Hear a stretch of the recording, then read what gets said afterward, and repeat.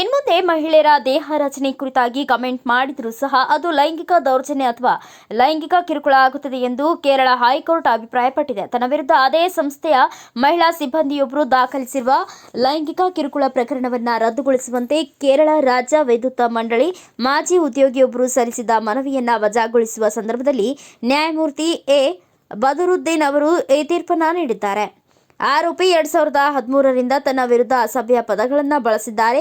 2016-17ರಲ್ಲಿ ಆಕ್ಷೇಪಾರ್ಹ ಸಂದೇಶಗಳು ಮತ್ತು ಧ್ವನಿಯ ಕರೆಗಳು ಕಳುಹಿಸಲು ಪ್ರಾರಂಭಿಸಿದರು ಎಂದು ಮಹಿಳೆ ಆರೋಪಿಸಿದ್ದಾರೆ. ಆತನ ವಿರುದ್ಧ ಕೆಎಸ್ಎಬಿ ಮತ್ತು ಪೊಲೀಸರಿಗೆ ದೂರು ನೀಡಿದ್ರು. ಆತ ಆಕೆಗೆ ಆಕ್ಷೇಪಾರ್ಹ ಸಂದೇಶಗಳನ್ನು ಕಳುಹಿಸುತ್ತಲೇ ಇದ್ದ ಎಂದು ದೂರಲಾಗಿದೆ.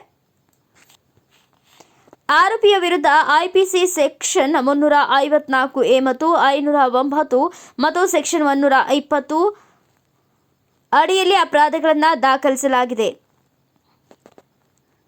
ಪ್ರಕರಣವನ್ನು ರದ್ದುಗೊಳಿಸುವಂತೆ ಆರೋಪಿಯು ನ್ಯಾಯಾಲಯದಲ್ಲಿ ಮನವಿ ಮಾಡಿದ್ದ ವ್ಯಕ್ತಿಯೊಬ್ಬರು ಉತ್ತಮವಾದ ದೇಹ ರಚನೆಯನ್ನು ಹೊಂದಿದ್ದಾರೆ ಎಂಬ ಉಲ್ಲೇಖನವನ್ನು ಐಪಿಸಿಎ ಸೆಕ್ಷನ್ 354A ಮತ್ತು 509 ಮತ್ತು ಕೇರಳ ಪೊಲೀಸ್ ಕಾಯ್ದೆಯ ಸೆಕ್ಷನ್ 120 ವ್ಯಾಪ್ತಿಯಲ್ಲಿ ಲೈಂಗಿಕ ಬಣ್ಣದ ಟೀಕೆಗಳಿಗೆ ಕಾರಣವಾಗಿರುವುದಿಲ್ಲ ಎಂದು ವಾದಿಸಿದ್ದ ಕೆಳಹಂತದ ನ್ಯಾಯಾಲಯದಲ್ಲಿ ಗೆಲುವು ಕಂಡಿದ್ದ ಬಳಿಕ ಈ ಪ್ರಕರಣ ಸಂಬಂಧ ಮೇಲ್ಮನವಿ ಸಲ್ಲಿಸಲಾಗಿತ್ತು.